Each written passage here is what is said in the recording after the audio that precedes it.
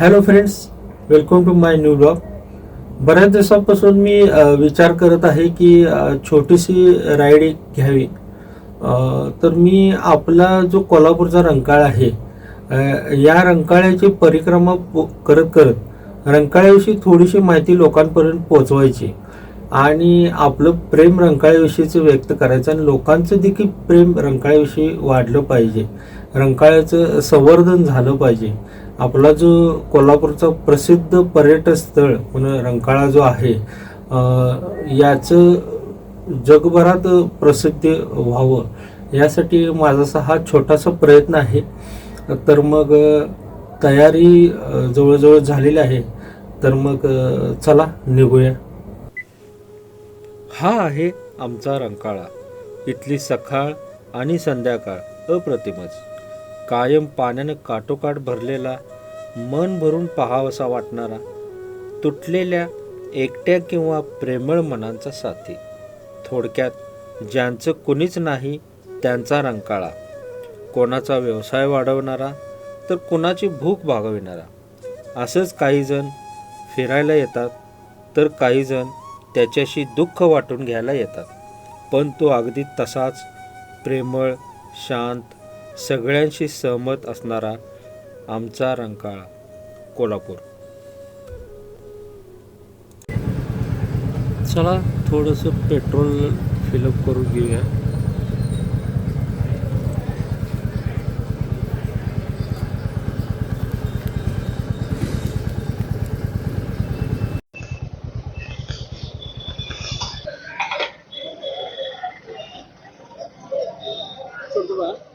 हा सोडा की झाले बा.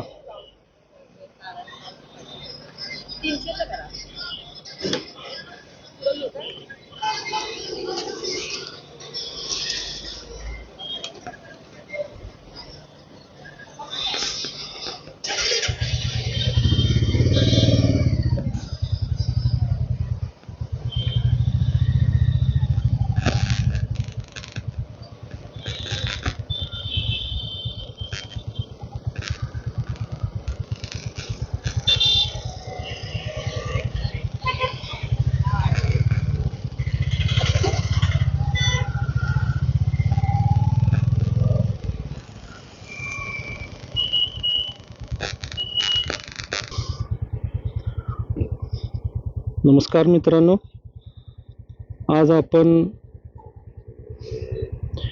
एक्सप्लोर करणार आहोत रंकाळा लेक. गाडीचं मीटर आपण ट्रिप केलेलं आहे, 0 केलेलं आहे. पूर्ण फेरा आपण रंकाळ्याचा घेणार आहोत, त्यामुळे किती किलोमीटर होतं हे पण आपल्याला लक्षात येईल. तर मग चला सुरू करूया.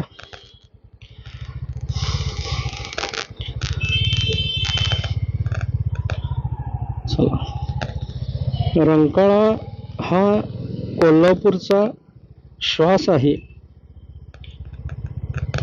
इथल्या लोकांना चौपाटीवर जाण्यासाठी समुद्राची गरज नाही. रंकाळा हाच आमचा समुद्र आहे. कोल्हापूरला ह्या रंकाळ्याला मरीन ड्राइव्ह असं देखील म्हटलं जातं.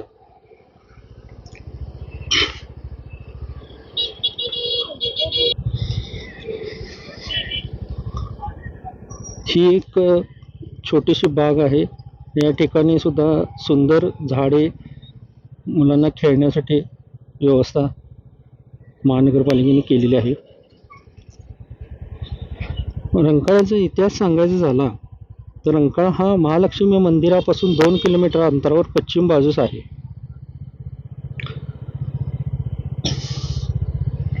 रंकाळा ही एक पूर्वी छोटी खाण होती.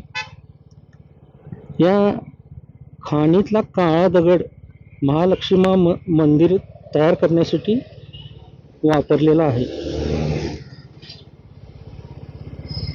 जैन समाजाच्या राजा गंडराजाने त्या काळी 360 जैन मंदिर बांधली. या जैन मंदिरांसाठी इथलाच काळा दगड वापरला गेला आहे.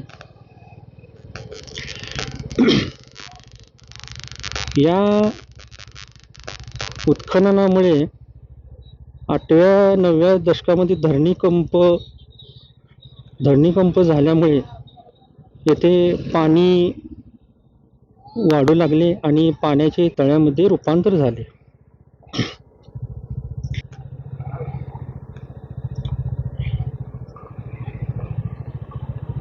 या साईडला पद्माराजे उद्यान आहे, हे पण जुनी बाग आहे. आता आपण जाणार आहोत संध्यामठ या वास्तूकडे. आपल्या रंकाळ्याचे क्षेत्र सुमारे 200 हेक्टर असून त्याची खोली जवळपास 11 मीटर इतकी आहे.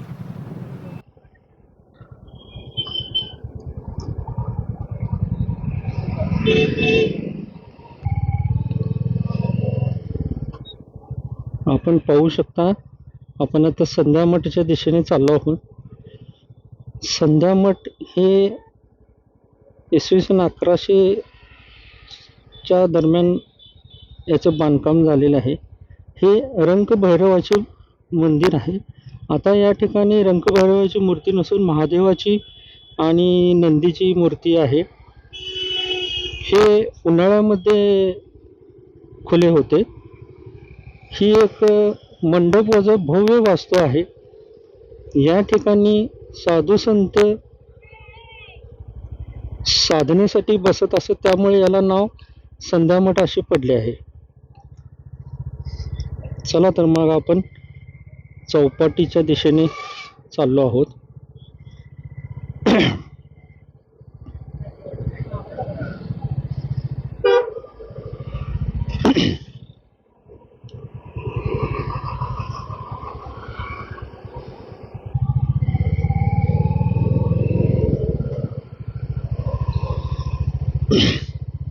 या ठिकाणाहून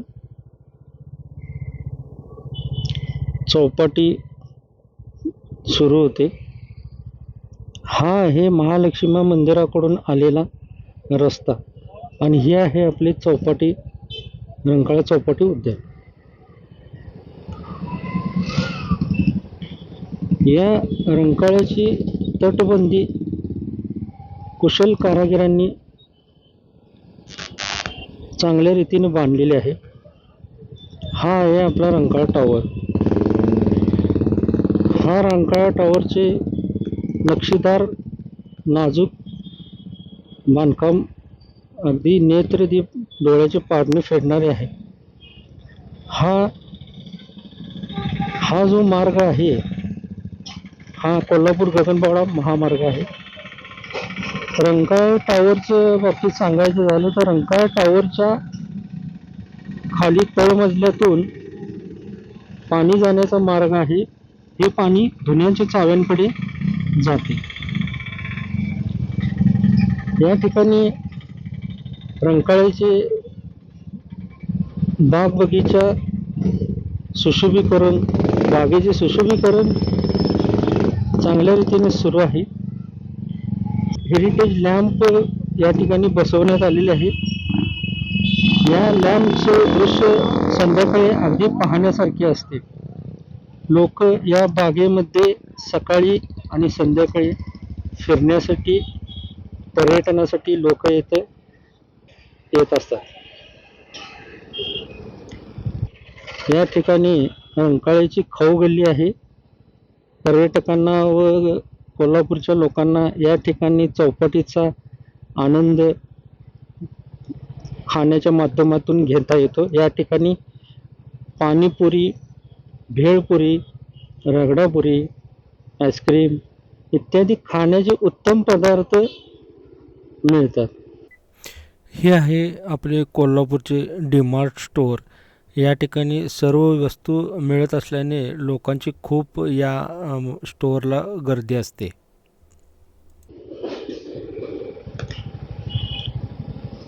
या खाऊ गल्लीचा आस्वाद लोक आवर्जून घेत असतात.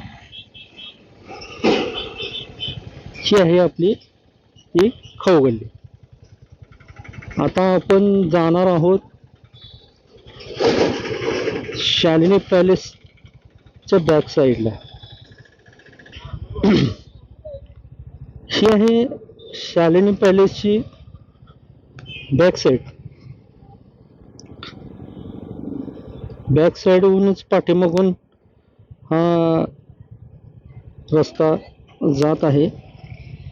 पुढे गेल्यावर आपल्याला दुसरी चौपाटी गार्डन लागते. ही एक भव्य वास्तू असून स्थापत्य कलेचा उत्तम नमुना आहे. शालिनी पॅलेसमध्ये चित्रपटांचे चित्रीकरण केले जाते. शालिनी पॅलेस समोर पर्यटकांसाठी नौका विहार करण्यासाठी स्पीड बोट, फेरी बोट, पॅडल बोट असे बोटिंगचे प्रकार आहेत. यामधून 1 माणसे, 2 माणसे, 15-20 माणसे असे प्रवास करून पाण्यामध्ये रंकाळ्याचा राऊंड मारून आनंद घेऊ शकतात. हा आहे आपला अंबाई टँक. या ठिकाणी मुलांना पोहण्यासाठी, प्रॅक्टिस करण्यासाठी, स्पर्धेत उतरण्यासाठी हा तलाव अंबाई टँक हा बांधलेला आहे. शालिनी पॅलेसच्या समोर कारगिल युद्धातील एक बोफोर्स तोफ ठेवण्यात आलेली आहे. ही तोफ कारगिल युद्धातील असून याचा मारा 15 किलोमीटरपर्यंत असून एका वेळेस ही तोफ 2 गोळे फेकू शकते.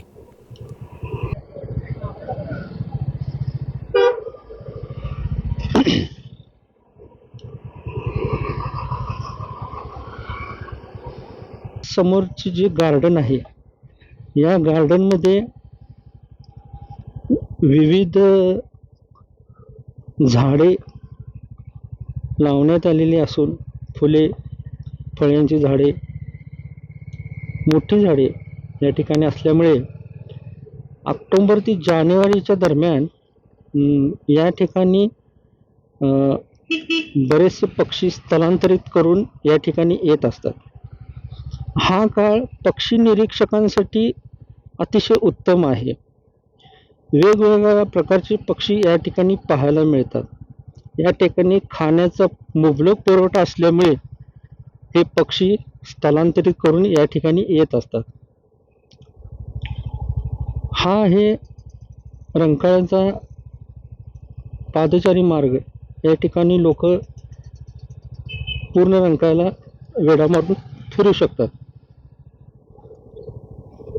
याच ठिकाणी बऱ्याच प्रमाणात कमळ असल्यामुळे याला कमळ तलाव सुद्धा म्हटले गेलं आहे. या ठिकाणी मासेमारीसाठी बंदी होती, पण आता थोड्या प्रमाणात येथे मासेमारी केली जाते. या तलावामध्ये जांभळ्या पाणकोंबड्यांचं प्रमाण फार वाढलेलं आहे. आता आपण पाहणार आहोत ही, ह्याला म्हणतात पोहण्याची खाण आहे ही. या ठिकाणी बऱ्याचशा मंडळांनी उत्स्फूर्त सहभाग घेऊन या खणीचा मेंटेनन्स राखलेला आहे. पोहण्यासाठी हे अतिशय शुद्ध पाण्याची खाण आहे. या ठिकाणी जनावरे वगैरे धुण्यासाठी अलाउड नाही आहे. फक्त पोहण्यासाठी याचा लोक आनंद घेतात. ह्या अशा उत्खननामुळे ह्या अशा शेजारी रंकाळ्याच्या अनेक खाणी आहेत.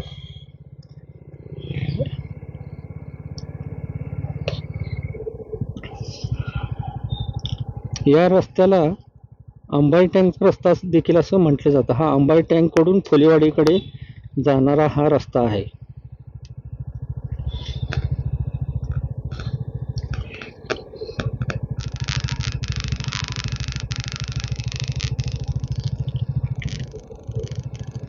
आता आपण आलो आहोत साने गुरुजी रोड सिग्नलच्या इथे आपण आलो आहोत. इथून लेफ्ट थोड्याच अंतरावरती आपला राऊंड पूर्ण होईल. आपण पाहू शकता या खणीचे नाव आहे इराणी खण. या खणीमध्ये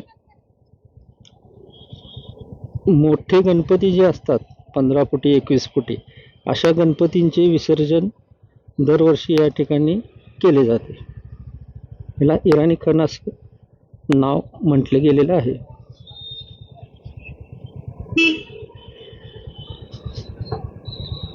हा आहे साने गुरुजी मेन सिग्नल. याला क्रशर चौक किंवा तलवार चौक असं देखील म्हटलं जातं. या ठिकाणाहून आपण इराणी खणीचं दृश्य बघू शकता. इथूनच गणपती विसर्जन केले जाते. या बाजूला आपण पाहू शकता छोटे छोटे पॉन्ड्स आहेत जमिनीत. या ठिकाणी मत्स्य उत्पादन केले जाते. ब्रीडिंग केले जातं माशांचं, मत्स्य उत्पादन केले जातं. आता आपला जवळजवळ फेरा पूर्ण होत आलेला आहे. ही जी सगळी रंकाळ्याच्या शेजारी जी झाडी दिसत आहे या ठिकाणी पक्ष्यांचा वावर जास्त असतो. पक्षी निरीक्षक या ठिकाणी पक्षी निरीक्षण करण्यासाठी येत असतात. आपला हा देवकर पाण्याचा पेट्रोल पंप आलेला आहे. त्या ठिकाणी आपण मगाशी पेट्रोल टाकलेलं आहे. आता आपला एंड पॉइंट येत आहे. मित्रांनो आपण रीडिंग पाहू शकता. 4.4 किलोमीटर एकूण अंतर आहे या रंकाळ्याचं. तर मित्रांनो कसा वाटला आजचा आपला हा व्हिडिओ. माझ्यासोबत आहे माझा छोटा मुलगा. आज यानं या व्हिडिओसाठी छोटा कॅमेरामनचं काम केलं आहे. तर व्हिडिओला नक्कीच लाईक करा, सबस्क्राईब करा आणि बेल आयकॉनला प्रेस करा. थँक्यू.